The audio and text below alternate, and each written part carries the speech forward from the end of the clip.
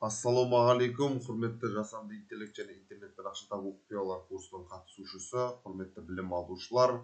Бүгінгі біздің курсымыздың 19-шы сабағы негізгі бөлімнің керемет болғалы тұр. Неге десеңіздер, біз бүгін сіздермен өмірлеріңізді 360 градусқа өзгертетін тамаша бір білімді бөлісеміз. Және бұл білім саласындағы революция деп айтуға болады, және бүгінгі сабақтың тақырыбы да дәл сондай, білім саласындағы революция. Бұл шынында да солай. Бүгінгі білім беру сабағымызды соңына дейін міндетті түрде мұқият қараңыздар, өйткені бұл жалпы саналарды төңкеретін керемет білім.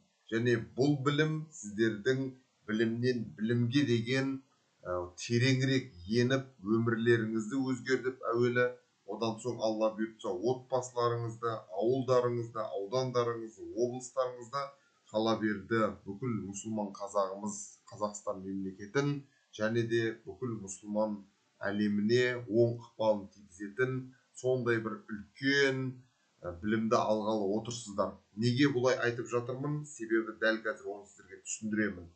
Білім бұл жалпы бүкіл адамзатты өзгерткен ең үлкен құндылық. Және осы жасанды интеллект курсының барысында сіздер осы білімдерді алып жатсыздар. Оған дейін де қаншама таңғалдыңыздар деген ойдамын. Және бүгінгі бұл бұдан да таңғаларлық дүние деп айтсақ қате айтпаймыз. Неге? Себебі білім алу енді өте қол жетімді болып келе жатыр. Қалай десек, бұрындары біз бүкіл осы курсты бастаған кезде түсіндірдік.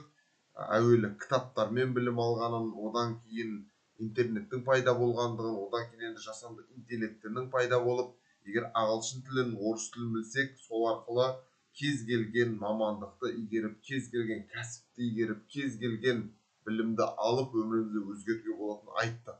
Бірақ бұл біздің өзіміздің ана тілімізде болған жоқтығын.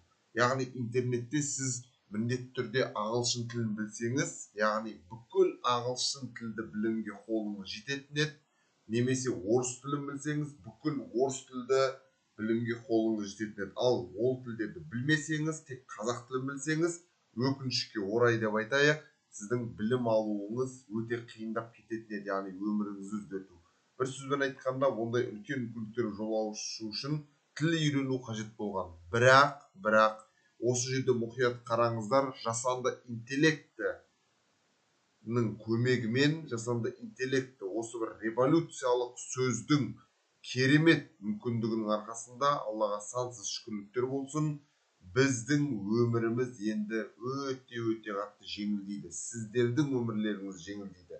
Неге дейтін болсаңыздар, құрметті қандастар, мен сіздерге қазір оны түсіндіремін. Білім алудағы, білім берудегі жалпы бұл үлкен революцияның мәні неде? Бұның мәні мынада. Мен сіздерге қазір оны жақсылап көрсетіп түсіндіретін боламын.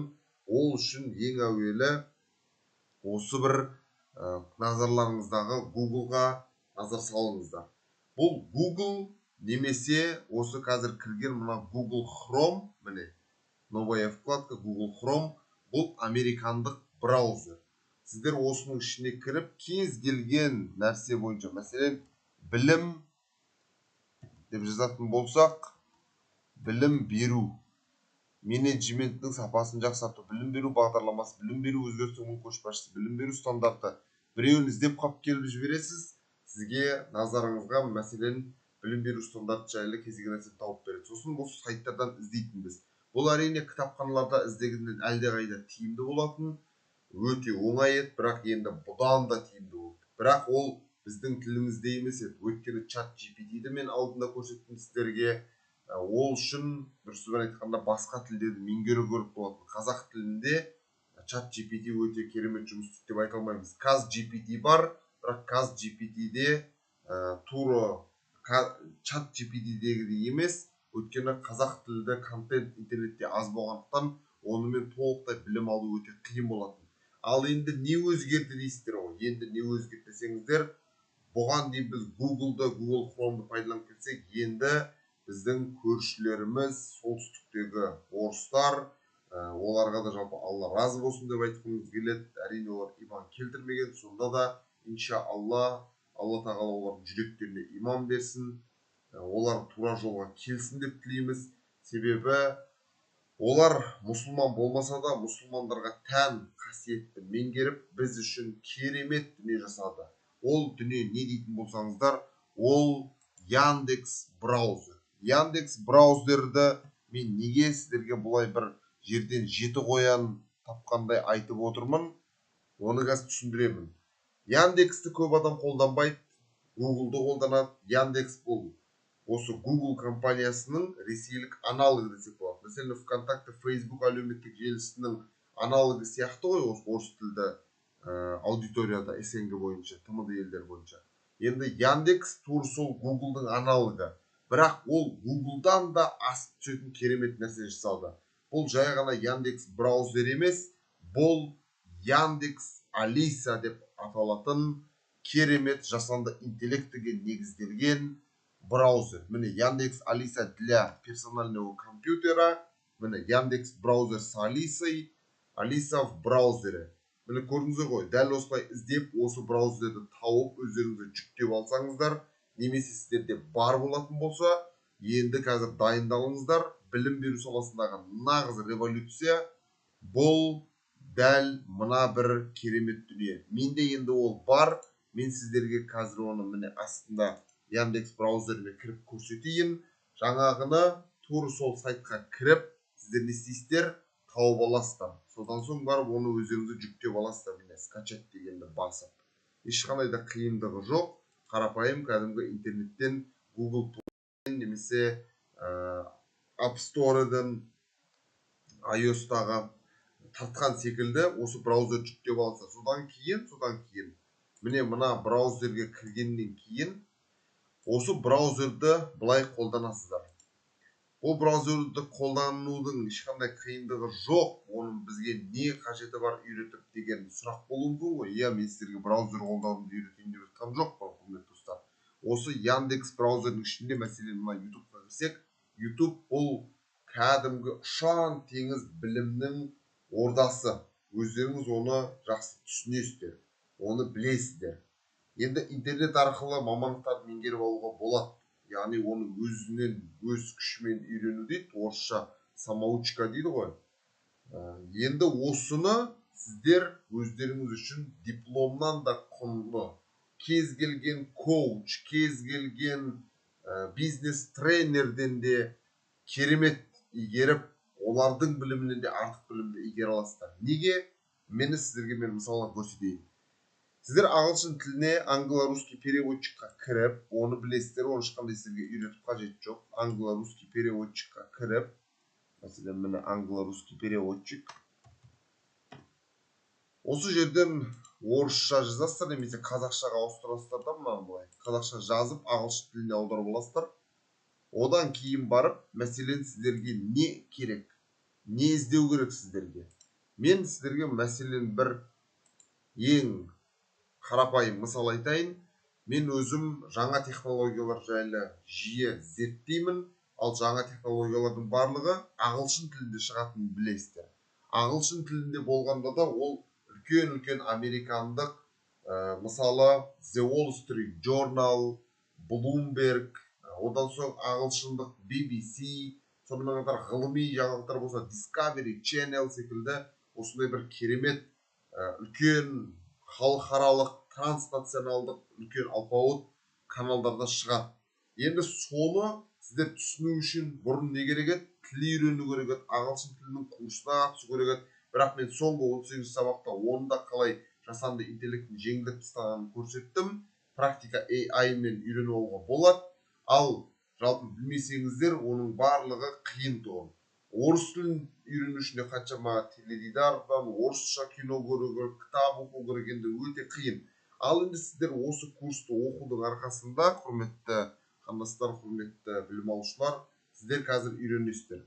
Енді мен сіздерге ең әлемді өзгертетін нәрсе ол білім, ғылым. Сол себепті мен ғылымнан сіздерге мысал келтірейін. Міне Discovery Channel дейміз.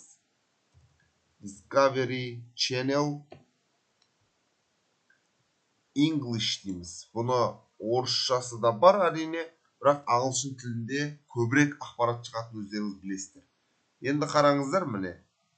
The world in 2050, яғни 2050 жыл не болады деген бір сөзбен айтқанда осындай фильм шыққан екен. Міне қараңыздар, осындай фильм шыққан екен. Міне The world in 2050, The Real Future of Earth. Яғни болашақ жайлы BBC және Nat Geo Documentaries дейді. Енді сіздер қараңыздар, ағылшын тілін үйренбесеңіздер, мынаны көре алмайсыздар. Бірақ Яндекстің негізін қалаушыларға мен неге жаңа алғыс айтып жатыр? Өйткені бұлар қараңыздаршы деген нәрселерін. Мына жоғарыда шығып тұрғанды көріп тұрсыздар ғой, Яндекс браузерде міне болады. Перевести и озвучить дейді. Және мына жерде 3 нүкте бар, настройки. Осы 3 нүктені бассаңыздар, мына қараңыздар. Английский, казахский деп тұр. Осы жерден ағылшын тілінен сіздер таңдасаңыздар болады. Қандай тіл, соны таңдайсыздар. Және одан соң мына жақта қазақ тіліне оны аудара аласыздар. Одан соң громкость оригинала дегенді мына жерден былай реттеуге болады. Енді қараңыздар, ең кереметін айтайын сіздерге. Мына жерде менде бәрі дайын тұр. Осылай ағылшын қазақ тілі деп қоямыз. Сөйтіп мына жерде включить перевод дегенді басамыз. Мына қараңыздар, енді қосамыз. Біз жарысқа қатысып жатырмыз. Біз уақытпен жарысамыз. Біз қалалар салуымыз керек. Олар бізге керек. Бірақ біз оларды басқаша жасауымыз керек. Бізге өмір салтымыз үшін ғана емес, бүкіл планета үшін инновациялар толқыны қажет. Егер біз бұл шайқаста жеңіліп қалсақ, оның салдары орасан зор болады.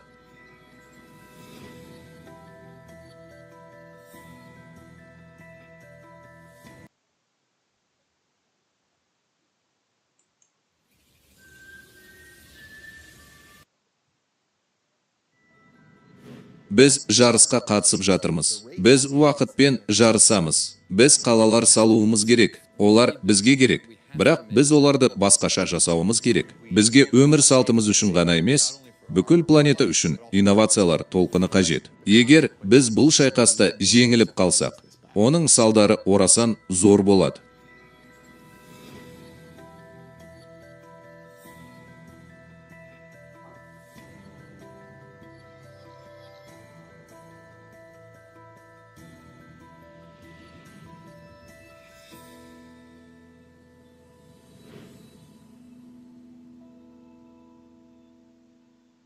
Мен Томас Гетспен, Wired журналының атқарушы редакторымын. Wired'те біз әлемді өзгертетін инноваторларды көріп отырмыз. Келесі сағатта біз танымал режиссерлердің энергетиканың болашағы туралы 3 әңгімесін көреміз. Біз көлікті қалай жүргізетініміз, қалай өмір сүретініміз туралы озық жаңалықтарды қарастырамыз. Және бірінші әңгімемізде көліктерімізді қалай жанармаймен қамтамасыз ететініміз туралы айтатын боламыз. Бұл идеялардың барлығы 2050 жылғы бейбітшілікке жол ашуға уәде береді.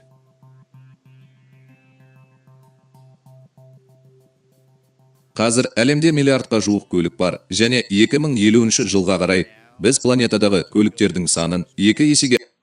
Міне құрметті достар, өздеріңіз көріп тұрған болсаңыздар, бұл нағыз революция. Байқап отырсыздар ма? Бұл нағыз революция. Неге? Өйткені мынау видео, бұл ағылшын тілді видео. Қараңыздар, міне астын қарасаңыздар. Take a look for the most practical blueprint to produce your own energy and your own food. Nobody really knows what the world will be like in the future, but acquiring these types of survival skills is definitely a good idea. The world in 2050, the real future of Earth, BBC and Nat Geo Documentaries. Көріп тұрғандарыңызда бұл ағылшын тілді фильм, ал қазір Яндекс Алиса деген жасанды интеллекттің көмегімен Яндекс браузердегі сіздер бұны тікелей қазақ тілінде көре алу мүмкіндігіне ие болып отырсыздар. Әрине, қазақ тілінің тілдік моделін интернетте жақсартатын болсақ, біз одан сайын мынау робот екені білінбей, қазір байқап тұрған болсаңыздар, бұл біз осындай мынандай деп кәдімгі робот сияқты аударып жатыр ғой. Өйткені біздің тіліміз ағылшын тіліне қарағанда, орыс тіліне қарағанда интернетте аз, контент аз. Яғни бізде тек қана көретіндер көп, бірақ интернетке өзінің білгенінен бөлісетін адамдар өте аз.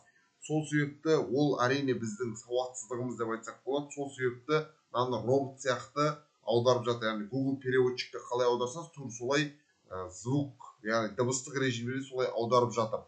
Ал енді мәселен қараңыздаршы, орыс тілінде олай емес. Орыс тілі әрине ағылшын тіліне қарағанда контент аз. Әлемде мәселен 80% контент ағылшын тілінде шықса, орыс тілінде бір 15% шығады. Оның қалған 4% мәселен басқа тілдерде шығады деп айтайық. Ал қазақша 1% емес, 0,1%-ға да жетпейді. Ал енді орыс тілінде мынаны қазір қоятын болсақ, қараңыздар қалай аударатынын. Орыс тіліне саламыз. Енді көрейікші міне. By double the number of cars on the planet by 2050. So if we double the number of vehicles, we really increase the amount of fuel they consume, and that's going to have a big footprint in terms of our demand for resources to move all those vehicles around. We're pulling up carbon that's been stored underground Назар and аударып burning it in отырсың our ғой, бұл видео automobiles ағылшын and putting тілінде. all that carbon dioxide into the atmosphere. If we don't reduce that, we could have changes in the climate that we could never recover from. There's a number of forecasts for what type of transportation economy we could move into. One vision is that we will use more and more liquid fuels. Another one is we'll use more and more electricity. And right now, more of the industrial activity is focused around biofuels.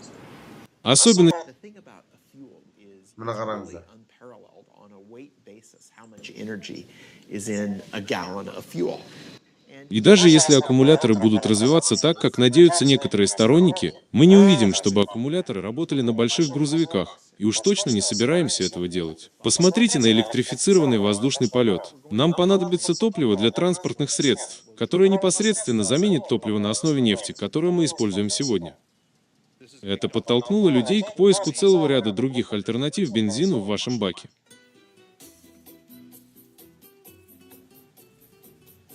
Commercial production of ethanol as fuel started in Brazil in 1975.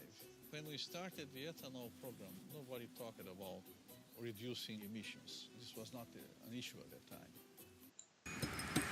When you have sugarcane plantation, you have only two things to make, sugar and ethanol. My family has been 20,000 cubic meters of ethanol. Brazil today has very close to 400 sugar mills. The overall sales is миллиардов долларов США, и это число растет. Если вы посмотрите на то, как они производят этанол и насколько эффективен этот процесс, это действительно образец для всех нас. Они измельчают растения и извлекают сахар из тростника. Сахар поступает в эти большие ферментационные емкости, где сахар смешивается с дрожжами, которые естественным образом производят это. Міне көрдіңіздер ме, құрметті білім алушылар, құрметті қандастар. Жоғары жақтағы жасанды интеллектіні бассаңыздар болды, мынаны бірден, моментальны дейміз ғой, бірден аударып отыр. Жаңаға үш нүктені басып, мынаны ауыстырсақ қазақ тіліне аударады, немесе орыс тіліне аударады. Енді орыс тіліне аударғанда көрдіңіздер, барынша анық әрі дұрыс аударып отыр. Қазақ тіліне аударған кезде кішкене робот сияқты екендігі білініп қалып жатыр, құрметті қандастар. Бұл біздің интернетте өте аз екеніміз, халықтың санының аздығы және халықтың саны аздан бұрын интернетке контент жүктейтін адамдардың аздығы. Ал орыс тілінде ақпарат өте көп, тек қана орыстар емес, бүкіл тмд елдерінің, бұрынғы кеңес одағы елдері, шығыс Еуропада көптеген блогерлер, орта азиялық блогерлер, кавказдықтар, көбісі әлемнің түкпір-түкпірінде орыс тілінде контенттер жүктейді. Соның арқасында орыс тілі қазақ тіліне қарағанда әлдеқайда интернетте бай, тиісінше осындай ағылшын тілді ақпараттарды жақсырақ аударады. Ал біздің қазақ тілі нашар деп айта алмаймыз, бірақ орыс тілімен салыстырғанда кенже қалып тұр. Дегенмен, мына жасанды интеллектімен мүлде мынаны түсінбей отқаннан гөрі, ағылшын тілін мүлде түсінбей отқаннан гөрі, орыс тілін түсінбей отқаннан гөрі, мынаны қазақ тіліне ауыстырып алатын болсақ, жаңа өздеріңіз көргендей қазақша бірден ақпаратты ала беруге болады. Түсініп отырсыздар ғой. Бұл деген сөз енді біздің қолымызда өте бір керемет, тамаша бір мүмкіндік деп айтсақ болады бұны. Енді қараңыздар, мәселен, жасанды интеллект жайлы ақпарат іздейміз. AI News дейміз. Мәселен, мына бұл бүкіл әлемдегі ең үлкен жаңалықтардың бірі. Енді қараңыздар. Who is control of AI? Мына BBC News.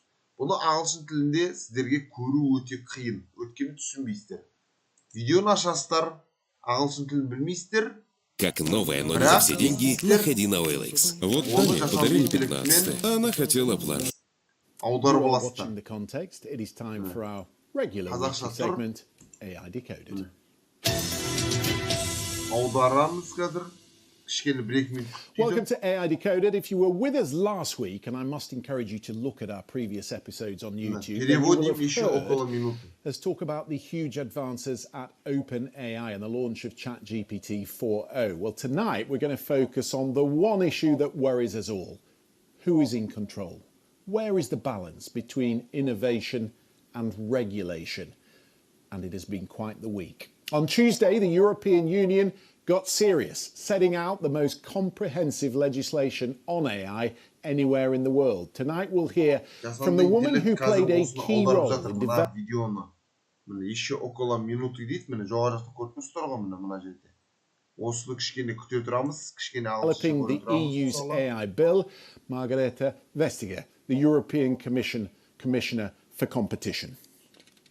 You know, this idea that you should not regulate technology because that develops really, really fast, but you should regulate the use of it. Бұл міне 3 That күн бұрын шыққан, idea яғни is gaining a 24 lot май. of traction. Бүгін 27 At the AI мамыр summit in болса, Seoul this week, бұл 16 of the biggest осы AI 3 күн бұрын developers шыққан signed жаңалықтар. an international agreement that builds on the commitments secured last year at Bletchley Мәселен, Park. маған түсініп жатқан Companies жоқсыздар. from China, Өйткені America, ағылшынша and the Middle жаңалық East have agreed not to develop қазақ or deploy тіліне аударып AI шығады. models that cannot Жасанды maintain risk интеллекті. below a certain threshold. EU legislation, a new international agreement, but where is the Бұл overlap уақыт with неге China? алып жатыр дейтін болсаңыздар, мына видеоның ұзақтығына қараңыздар. Міне 1 минутта 34 кез келді, секундқа 23 минуттық видео болғаннан кейін бұл 1-2 минут осылай аударады.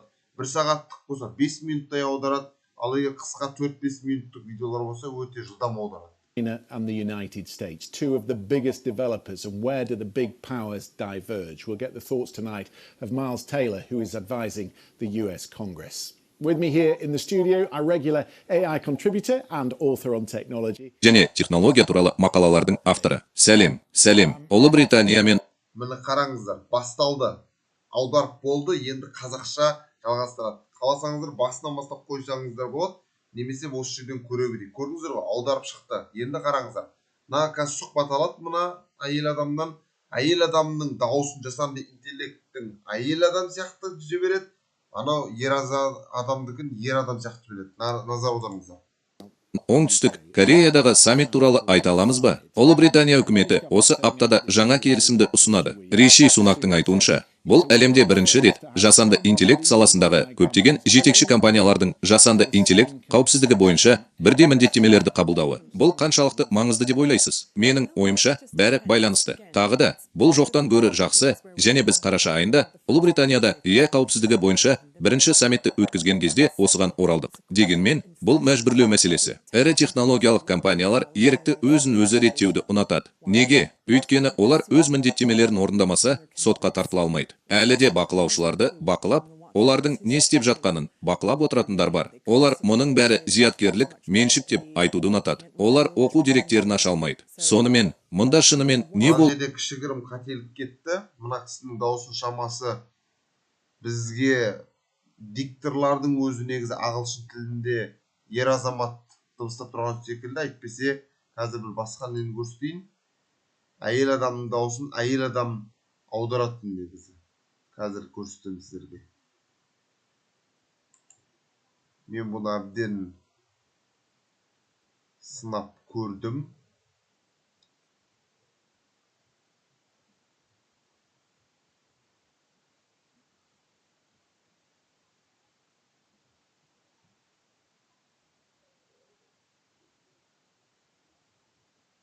Мына жасанды интеллект жайлы көптеген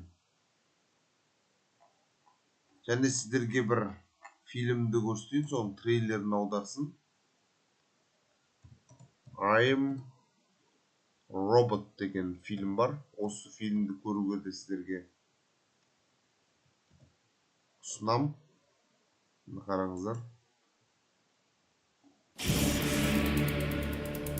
We designed them to be trusted with our homes, үшін жасадық. with our way of life, with our world. Бірақ біз оларды сенуге болатындай етіп жасадық па? UR компаниясының ENS5 роботтарының жаңа буынын Көрдіңіздер ғой. Әйел адам сөйлеген кезде әйел адам жасанды интеллект аударып жатыр. Ер адам бастады, бірақ әйел адам сөйлеген жерде әйел адамның дауысымен шығып жатыр. Міне.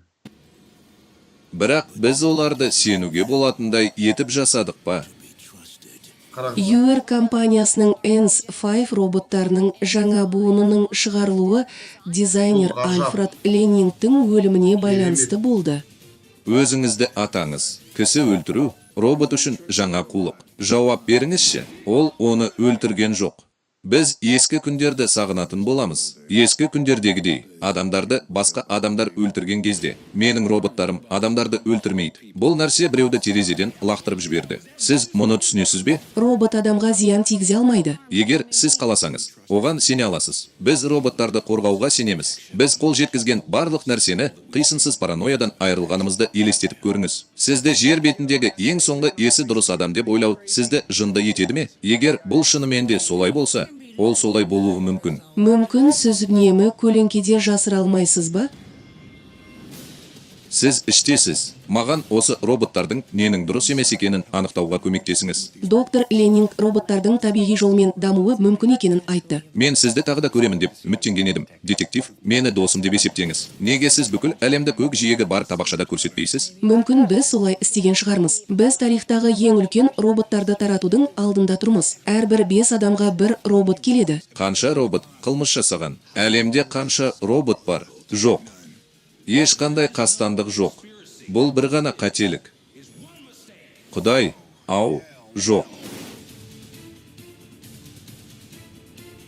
Келіңіздер.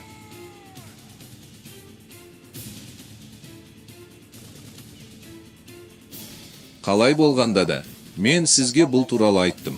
Бұл жай ғана дұрыс айтылмаған. Менің көлігімнен түс. Сіз мені әлі күдіктеніп, қорғап жатқаныңызды көріп тұрмын. Олар кәрі иттер туралы не айтады? Бұл шынымен де олай емес. Мен сізді түсіндім. Міне құрметті достар, мен роботпын деген киноның трейлерін аударды жасанды интеллект біздің робот. Енді бұл шынында да ғаламат революция, ғаламат төңкеріс деп айтсақ болады, құрметті қарындастар. Бұның мүмкіндігін пайдалану керек. Менің курсымда оқып жатқандарыңызға мен шын жүректен қуаныштымын. Бұл соңғы сабақ емес, алдағы уақытта жасанды интеллект, робототехника саласында тағы қандай жаңа мүмкіндіктер ашылады. Мен сіздерге соларды осылай сабақ қылып түсіріп отыратын боламын. Ал бұл бүгінгі сабақ, бүгінгі бұл революциялық сабақ. Неге? Өйткені енді осының көмегімен бүкіл әлемнің білімі сіздердің ноутбуктарыңызда немесе телефондарыңызда. Яндексті жүктеп алыңыздар. Мен Яндекс компаниясының ешқандай да бренд амбассадоры емеспін. Оның жарнамасын жасаған үшін маған ешқандай ақы төленбейді. Мен жай ғана бұны ағартушылық мақсатта айтып көрсетіп жатырмын. Менің курсымда оқып жатқандарыңызға үлкен рахмет. Осы мүмкіндікті пайдаланыңыздар, білім алыңыздар. Орыс тілін білсеңіздер, онда анығырақ көру мүмкіндігіне ие боласыздар. Бірақ қазақ тілінің өзі жаман емес. Оның да мағынасын түсінуге болады. Сол себепті дамиық, білім алайық, елімізді дамытайық. Алла бұйыртса, осы 2035 жылы міне осындай болады деп 2004 жылы мен роботпын деген кино түсірілген. 2035 жылға дейін бізде осыған дайын болайық. Сонымен бүгінгі сабақ ұнаған болса, Sizlerge men үлкен алғысымды білдіремін. Сіздермен білімді бөліскеніме шын жүректен қуаныштымын. Келесі уақытта жүздескенше, ассаламу алейкум ва рахматуллахи ва баракатух. Сіздерге білім хайырлы болсын.